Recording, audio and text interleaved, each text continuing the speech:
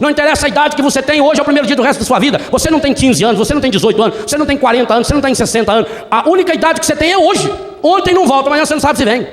A única... quantos anos de vida eu tenho? Eu tenho hoje.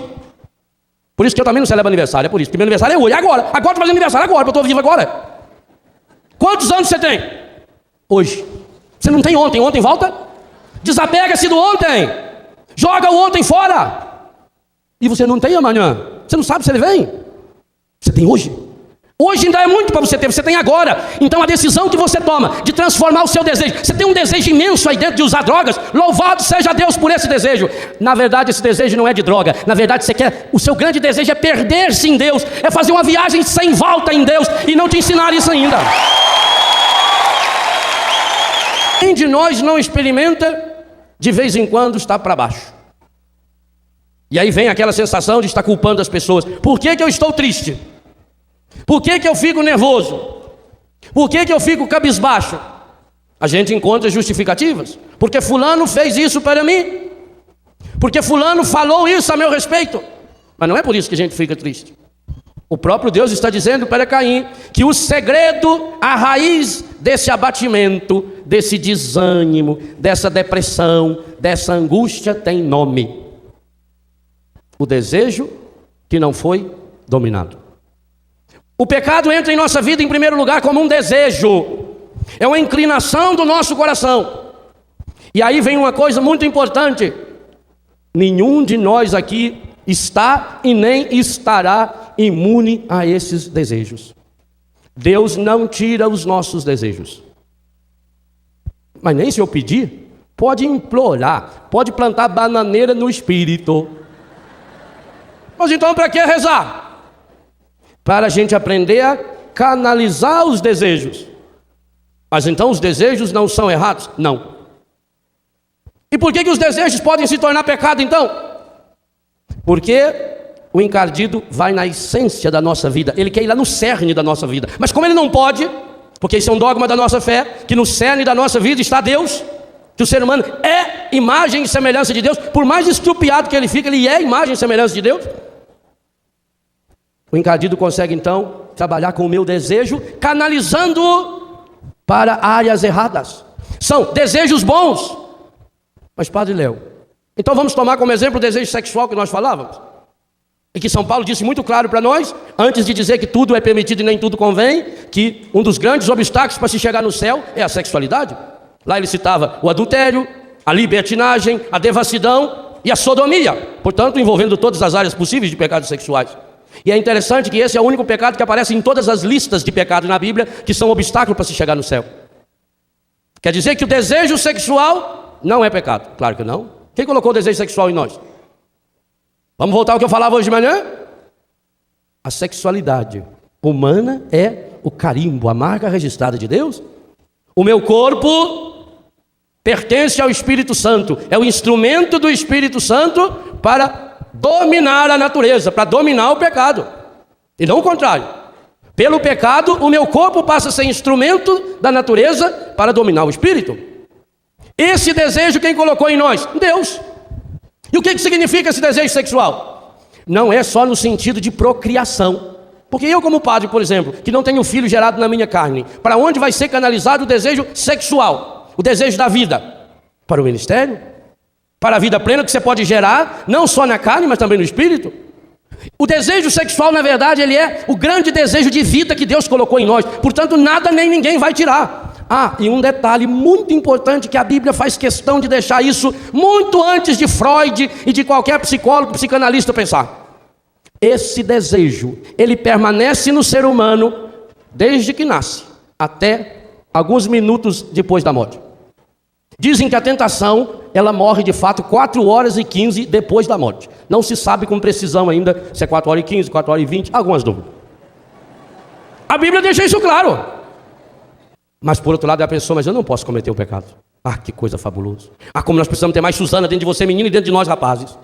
Que tenha coragem de dizer, não, eu não posso pecar, eu não posso. Eu não posso deixar esse meu desejo, porque senão Deus mesmo disse para Caim, ele vai acabar me dominando, eu não posso. E eu vou correr o risco. Pelo menos, eu sei que eu vou ser condenado à morte, mas eu vou estar no coração de Deus. Que coisa fabulosa. E essa decisão de Susana a leva na hora a começar a berrar. E meu irmão, minha irmã, muitas e muitas vezes, para a gente não cair no pecado, a gente tem que começar a berrar. A gritar, pelo amor de Deus, padre, me ajuda. Ô mãe, me ajuda. Ô pai, me ajuda. E corre num irmão da comunidade e diz, me ajuda. Eu estou com um desejo errado aqui dentro de mim. Não só desejo sexual, não. Não só drogas, não só cigarro, mas esses desejos que vão ficando aqui dentro, de mágoa, de ódio, de ressentimento. Aqui não está falando só do desejo sexual, está falando de qualquer desejo. Aliás, o texto de Caim não tem nada de sexual, é inveja. O que levou Caim a matar Abel foi inveja. E sabe por que, gente, que Deus falou isso de forma tão grave para Caim? Porque nós não podemos imaginar o fruto que vai dar uma bobagem nossa, fruto de uma inveja, de um pensamento errado. Eu vou fazer um parêntese aqui para lembrar uma coisa. O mundo viveu ano passado uma tragédia, um absurdo, que nunca passou na cabeça de ninguém. Que um grupo de terroristas, segundo até hoje o que pensa a imprensa internacional, as autoridades, ligado a um grupo tradicionalista islâmico, ataca de forma brutal o World Trade Center em Nova York, o edifício que era o mais alto da cidade, o maior centro da economia norte-americana, da economia judaica do mundo.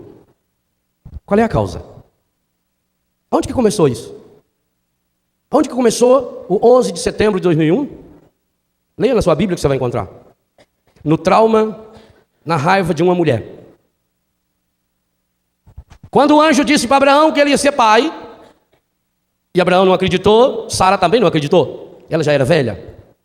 Mas, para cumprir a palavra do anjo, Sara pegou a sua empregada, Agar, e a entregou para Abraão, para que ele a engravidasse, e assim ele pudesse ser pai.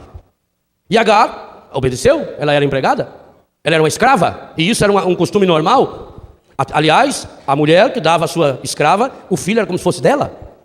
Tanto que Raquel e Lia vão fazer a mesma coisa com Israel. Ela então entrega a sua empregada para que Abraão pudesse se unir. Ele se uniu e a empregada ficou grávida. No que a empregada ficou grávida e começou a aparecer a barriga, o trauma que Sara vinha cultivando há muitos anos veio à tona. Sara tinha uma grande mágoa de não ter filhos, de ser estéril. A mulher, principalmente da época, estéril era considerada amaldiçoada de Deus. Só de ver Agar com a barriga, Agar alisando a barriga, e Sara já ficava. Aquilo subia. Era uma ofensa para ela. E essa ofensa cresceu tanto, tornou-se tão insuportável, que quando nasceu a criança, Sara não quis mais ver a criança na sua frente. E ela então, ela que tinha dado Agar para Abraão, chega para Abraão e diz, manda ela embora, a escrava e o filho. E Abraão mandou a escrava e o filho Ismael. Ismael é o pai dos ismaelitas, que são aqueles que deram origem ao povo islâmico. E ela teve depois então um filho dela, que foi o primogênito, que foi o que recebeu mais atenção, porque agora era dela, o milagre tinha acontecido. Ela teve Isaque, o filho da alegria, que é o pai de Israel. Vocês vejam aquilo que aconteceu lá onde o Judas perdeu a bota, e ele nasceu lá perto mesmo. Lá naquela distância, há 4, 5 mil anos atrás, entre duas mulheres, uma briga familiar, uma inveja. O que provocou?